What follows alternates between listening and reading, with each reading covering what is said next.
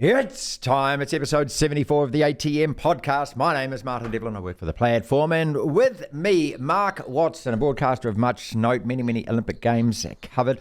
He does shows on Sen's radio, writes columns, does commentary all over the world, all kinds of athletics and sporting events. We got lots to talk about. The cricket to start with. Did we absolutely blow that, bottle that? Because it was there for the taking, and I'm not just saying the test, I'm saying the series, Mark. Super Rugby. What have you made of the opening 3 rounds? I've really actually enjoyed the action, even though crowds still sparse, struggling. Was there too much hype and expectation around the Warriors, or was that just a single one-off bad performance? How good is the Premier League title race? Does everyone connected to New Zealand Rugby, the Hurricanes, and all of those players truly support the actions of the Poa women? Joe Parker, if you want. Look, there's so much to talk about, including Spencer Leniu, but let's kick it off with the cricket, mate. Apologise to me! Because I am really disappointed. Our bowling selections are just pig-headed, stubborn, and make no sense. A couple of batting partnerships and a dropped catch. Look, Sharma Joseph showed, didn't he, that if you bowl full straight with pace at these guys, that their batting is brittle. Our batting, you could easily accuse of the same. We got 162 all out in that first innings. But it's very rare, Mark, you get an opportunity to beat Australia in Test cricket, and I feel like we've dropped the ball on this one. Oh, look, absolutely. And we do have a mental block against Australia. I said it last week. I think the captaincy of Tim Southee is appalling. I don't think he's a captain. Just because you've got experience doesn't make you a captain. A lot of criticism over the lack of use of Glenn Phillips on that final day yesterday, just to try and mix it up, try and change it up. It's a test match we should have won. We snatched defeat from the jaws of victory, didn't we? We had them on the ropes. We didn't have, we had a better chance. Green top wicket, and we still just couldn't get the job done. Most concerning for me, comments from Daryl Mitchell to the radio team after it saying, we're not defined by outcomes. We're not defined by results. I mean, what a ridiculous statement. Right there is the reason we don't win, mate. What are you defined by? Could you imagine Tiger Woods saying that? Could you imagine the All Blacks saying that? I can't imagine Australian cricket saying it. I can't imagine Pat Cummins saying it. Come on. I mean, you just sit there and you go, people are talking about him possibly being a future captain. I don't want you being as a captain. The problem with these guys is most of them are millionaires. Most of them have made so much money playing in these T20 games around the world. They just don't care. There's no jeopardy. We, the public, have no expectation on them. They're the great underachievers of New Zealand sport. It insults me when I hear the word elite athlete. They're not elite athlete. They're serious recreationalists, I think is the best way of describing most cricketers, mate. Here's Kane Williamson again, dominating against minnows and then struggling against a quality Australian team, reinforcing maybe what a lot of overseas pundits say about him, that, maybe against just that sort of tier 2 countries he's good, but against top quality opposition he's perhaps not quite as good as we tend to make him out to be. I mean, Scott Kugelheim in this team, I still can't understand that. Just makes no sense to me, not just with the baggage that he brings, but just based on form.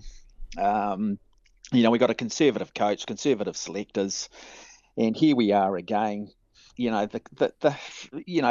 Cricket is just rudderless at the moment. Here's the one opportunity to get some nationalism. Here's one opportunity for a feel-good story, and we just come up incredibly short. And I'm just, until we have an overhaul, until we get some people running the game with some vision and these players actually start taking it seriously, Martin. I mean, we lost that. I want to see players in tears, mate. I genuinely want to see them sitting down at the press conference going, this is a hard one, and actually apologising to us, like genuinely apologising to us, saying we're sorry we let New Zealand down. I don't need to hear Daryl Mitchell saying we're not defined by this. Well, you might not be. I mean, it's just, stop wearing the black cap with the silver fern on it if that's your damn attitude, mate. Go off to the IPL and go and make your fortune and play for some franchise that's basically run by some sort of money laundering damn scheme in the background, and have your house with your 20 bedrooms and your batch somewhere down the line that's worth $1 million or $2 million as well. I mean, that's just moronic, mate. Look, I think you've actually hit on it. There is no consequence, and Jimmy Neesham said that when he said that. Look, we don't dwell on T20 losses, because they don't, because it is about the bucks, it is about the money. They're just getting paid so much that they sit there and they laugh and they giggle on the side. Let's move on to Spencer Leniu. Apologise to me!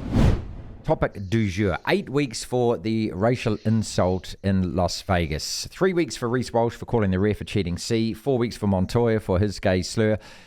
My initial reaction was, look, I think that's way too much, and I think it's way over the top. He's missing virtually a third of the season. But now, the more I think about it, the more I think, no. The NRL, what they're doing is they're just putting a line in the sand, and so few sports do this. I mean, you can see the reaction from New Zealand rugby, which is to hide like a scared little turtle over the Hurricanes power thing, instead of coming down and actually saying, we own the game, and these are the rules. What the NRL have done, they've just simply said, listen, that has no place in our game, not today, not ever, not never, and this is the punishment. So if all you morons think that you can actually, it's just a bit of banter between the boys, you're going to be sitting down for months at a time. So I actually applaud them doing this, because at least a sport has actually sent a message to the players, unlike New Zealand rugby. Yep, and New Zealand rugby and the Hurricanes should have sacked the players who instigated that. Really what was just a racial or, racism in that haka, and sort of should have just sacked them on the spot. I mean, I'd imagine that you have in every contract, every working contract, there will be a clause that says if you bring the organisation into disrepute, that basically there is. You just got to look it up on the website, mate. It's there. It's there on the website. It's there. The protocols are spelt out. But we know that Mark Robinson is governed by social media, a few screaming feminist journalists. He's a fraidy cat to do anything and show any leadership. He just palms it off to somebody else. And I feel sorry for Avon Lee here, because those women have absolutely stuck the finger up in his face, and he has been so supportive and so encouraging and such an advocate for them. And for them to turn around and be so disrespectful to him, forget the PR statement. That was just a load of schmuck, mate. No one is on the same page here. They do not all agree about this. We all understand that, and I don't know anyone that can read that and actually believe it was genuine.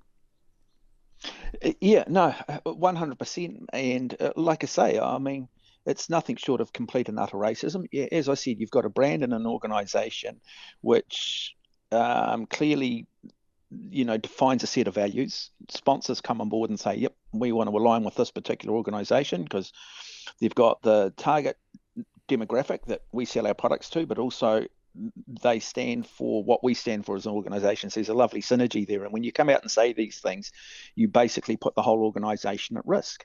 And it was racism, to basically call, redneck puppets and also referring to people as white supremacists. That is racist, unless you believe that it's okay to attack Europeans because they're the only ones that are racist. And, I can't stand... Well, Spencer Leniu has just proven that that's not the case, right? Correct. And then exactly, 100% correct. And then, it's like the terminology where people go, it's reverse racism. I can't stand that, because that implies there's only one group of people who are racist, and it's just appalling. And you're right. I think it's easier, if it involves women, if it involves Māori, if it involves an ethnic group that is not European, organisations seem to tiptoe around it. They don't want to jump all over it. And so I commend the NRL for what they've done. I agree with it. Put a stake in the sand. This is what happens if you go down this line, whether you've been... I think sometimes you've got to be a little bit careful that some words might have a racial connotation to it, but sometimes people will say it without actually meaning it with that racial connotation. But what they've said now is, guys, we're not going to base this on ambiguity. If you use words like monkey, etc., I'm sorry, that is a racial slur, and you will be punished heavily for it, and you will see it disappear out of the game. And New Zealand sport needs to follow it. We've got to stop just picking and choosing when we want to, virtue signal in front of the media.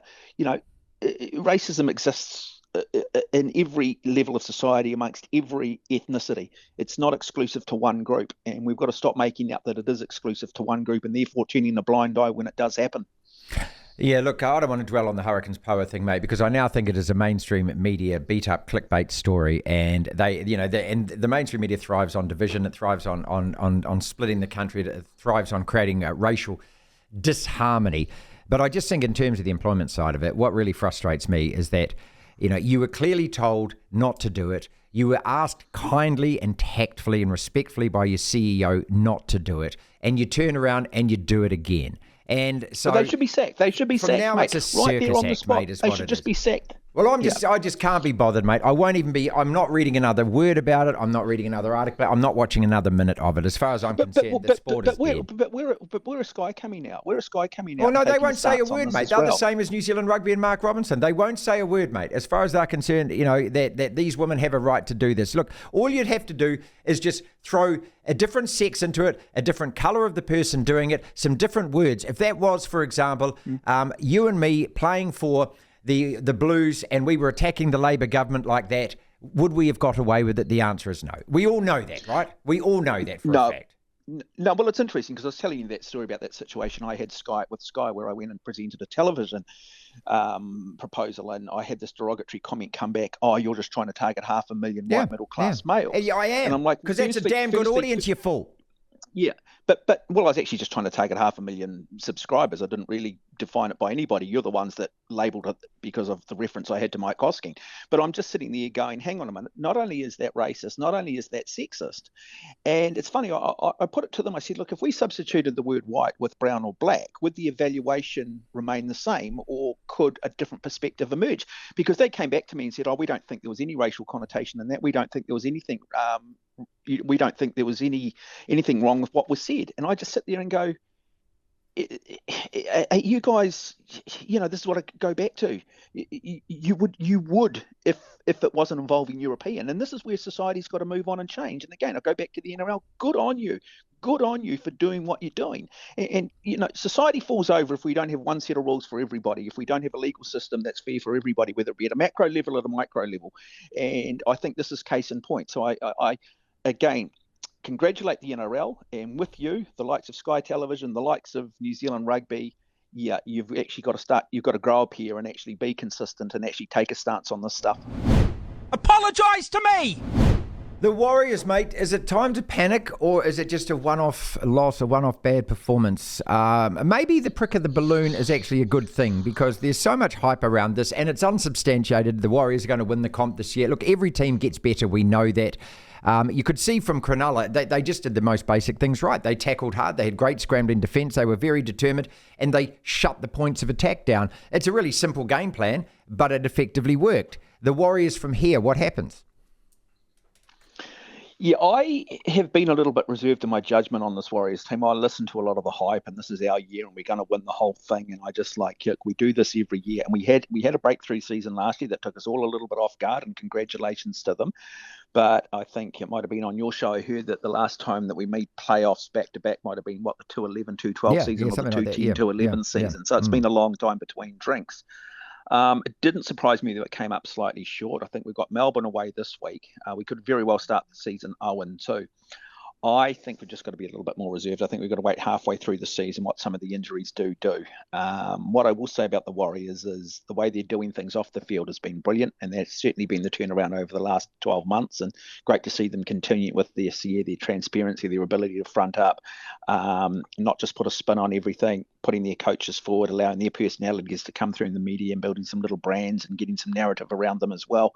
Look, for Warriors fans, and for the sake of maybe giving rugby a good shake-up and really sending a message to them in terms of the way things need to be done versus the way they do things, I really do want to see this Warriors team perform. But like everybody, I have been so badly burned by this team, even off the back of the success last year. I still have a level of apprehension in and around what my expectation is. I think they'll make the top six. I think they're sixth or seventh. I think it'd be good. But for people to come out and say making the eight is acceptable, I mean, that basically means you finish top half of the table. You've got to finish within the 50%. We should be asking more of this club, and I think rightfully so. But are we good enough to win the whole thing? No, we're not. We're not good enough to win it. There will be a Broncos, there will be a Penrith, there will be another team that'll just be that notch up from us this year. But again, as I said, with a lot of sport, using golf as an analogy, come the back nine of the final day of a major, you want to be in the fight. And I think that's really where I just want to see the Warriors towards the end of the season, in the fight, in the contest. Apologise to me! All right, let's finish on something really happy and really positive. And I'll tell you what, not that we need to, because we're just talking honestly about sport, but I've really enjoyed the Super Rugby, mate. 3 rounds in. Look, we're getting results that are unpredictable. We're getting teams lose that we don't think that they should. We've got the Crusaders at 0-3, which is God's blessing on everything rugby for everyone who's not a Crusaders fan. We've got the Hurricanes at the top of the table. We've got the Rebels in the top 4. MP have won a game. I'm enjoying the style of rugby. I'm enjoying the fact that it's not really being over-reffed. The silly mouthguard thing seems to have gone after week 1. But, you know, if they can continue to play like this, it's a great advertisement. Hopefully the crowds come back because it's actually been a bloody good watch, mate. Yeah, I share that. And I think the point you made too, it hasn't been over-reffed. I think the pleasing thing is that we're just not seeing the TMOs get involved. We're not having the game ruled. Well, referees are awarding tries, Mark. They're going, I see a try, I'm going to call a try. Thank God for that. That's your job. Yeah, and we're not, I'm not spending time on the different platforms that I do some work on, spending the entire game talking about some contentious refereeing decisions. I mean, in all fairness, I felt the Roygaard try just after halftime against the Blues was a clear knock-on before we saw the 3 or 4 phases that led to that try, and the referee said, hey, it went backwards, but at least he ruled on it at the time. I mean, you can watch it, it's clearly knocked on, but it is what it is. And I don't have a problem with referees, and still felt the Hurricanes deserved to win that game and should have won that game and would have won that game no matter what. But I can handle the fact that he said, no, it went backwards. So he at least ruled on it, and we just moved on. We didn't have the TMO coming back and going through it 6 times and then overruling it, and we kill another 10 minutes in the game. I guess a couple of questions, and this is the interesting one. So we've seen the Australian teams tip up a couple of the New Zealand teams. So are we looking at an improved Australian rugby, or are we going backwards? And that's the question for me. Is it a positive or is it a major concern that these Australian teams, and let's be honest, Australian rugby has been woeful for so long and now starting to tap into our Super Rugby teams.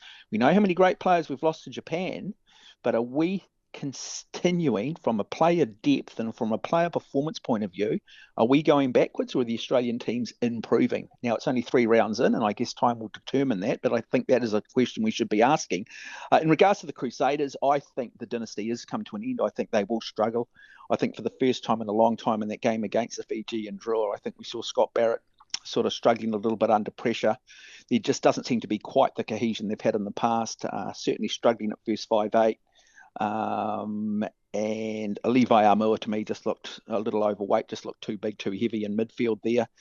And so some interesting times, but at the same time too, it also didn't surprise me that the Blues just came undone. I think the Hurricanes and the Chiefs are still easily the 2 best teams in this competition. And I think the Hurricanes play an exciting brand of rugby. I thought Morby was just superb. Another one of these wingers that'll never get a look in at the All Blacks. Will probably go overseas and do a James Lowe on us and